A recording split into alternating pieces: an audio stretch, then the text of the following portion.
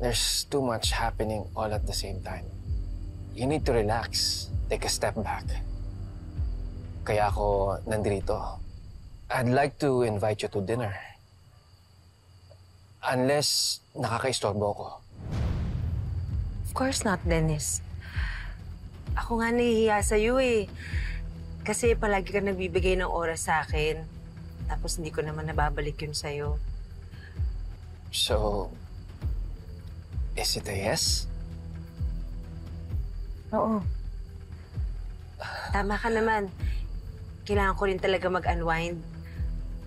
Kaya game ako kumain sa labas. Kasama mo. Saan ba tayo? Sa bahay ko. Ipagluluto kita. Unless hindi okay sa'yo sa bahay. Ikaw yung may pagkakataon para makakuha ng proof against Dennis.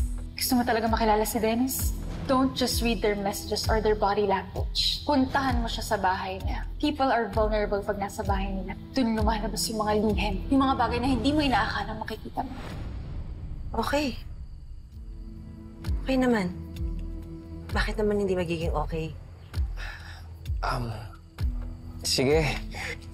Kunin ko na yung kotse. Ako mag-aay.